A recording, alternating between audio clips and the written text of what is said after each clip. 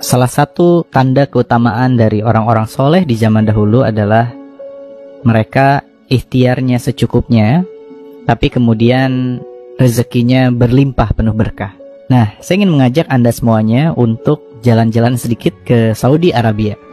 Jadi kalau saya lagi ada di sana, teman-teman, saya tuh melihat orang Arab itu dibilang rajin, enggak. Kemudian hidupnya santai. Kemudian kerjanya juga berangkatnya itu bisa jam 10, setengah 11, baru pada berangkat ke kantor, itu pun santai.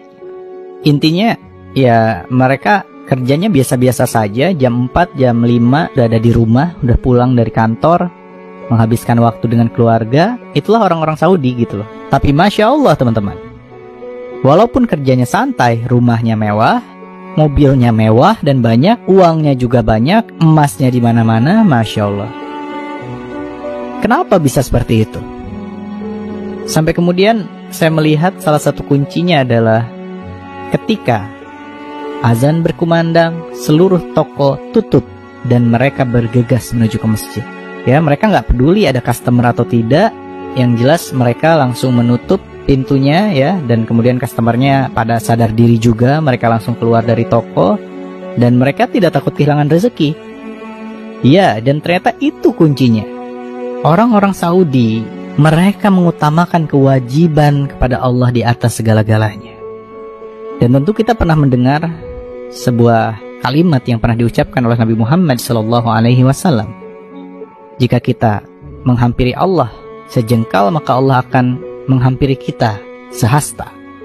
Dan jika kita menghampiri Allah dalam keadaan berjalan, maka Allah akan hampiri kita dalam keadaan berlari. Masya Allah. Dan inilah konsep berserah diri, teman-teman. Jadi kita itu ciptaan siapa sih? Ciptaan Allah. Nah sekarang gini teman-teman, kalau misalnya Anda menjadi seorang profesor dan kemudian mampu menciptakan sebuah robot yang bisa bergerak, berperilaku seperti kita manusia, apa sih yang kita harapkan dari robot itu? Mengikuti keinginan kita atau justru melawan keinginan kita? Mengikuti kan? Nah sekarang kalau robot itu ternyata melawan kepada kita, kira-kira apa yang akan kita lakukan? Ya udah syukur dihidupin, ngelawan lagi gitu kan ya. Untungnya Allah nggak kayak gitu teman-teman sama kita. Pertanyaannya adalah selama hidup kita lebih sering mana? Mengikuti keinginan Allah atau mengikuti keinginan diri sendiri? Coba kalau sikap Allah seperti sikap kita kepada robot tadi, mati kita semua, di switch off ya kan? Maka sahabatku semuanya, Masya Allah, kalau si robot yang kita ciptakan tadi ngikuti keinginan kita, apapun yang kita mau, dia mau kerjakan, kemudian dia nurut, dia melayani kita, dia menghamba kepada kita, kira-kira apa yang akan kita lakukan pada si robot itu? Oh, pasti kita sayang berkali-kali lipat pada robot itu, betul tidak? Nah, maka salah satu kunci agar berlimpah rezeki adalah hidup kita harus berserah pada Allah. Maksudnya apa? Ketika Allah berikan kita masalah, ya harusnya kita terima. Selama ini apa? Yang kita lakukan adalah kita melawan sama Allah. Kita bilang, ya Allah, salah saya apa? Kenapa kau berikan ini? Kan gitu ya?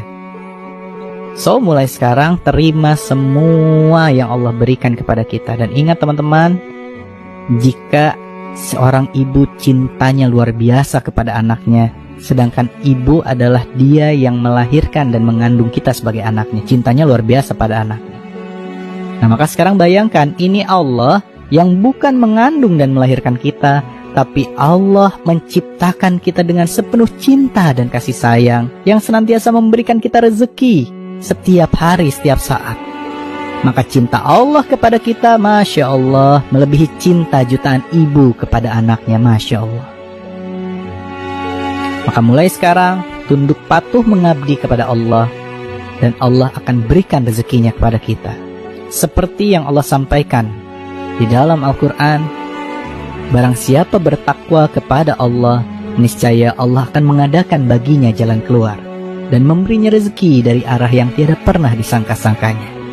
Dan barang siapa yang bertawakal kepada Allah, niscaya Allah akan mencukupkan keperluannya. Maka mulai sekarang berserah dirilah kepada Allah, dan Allah akan mencukupi setiap kebutuhan kita dengan cinta dan kasih sayangnya. Amin, amin ya Allah ya Rabbal Alamin.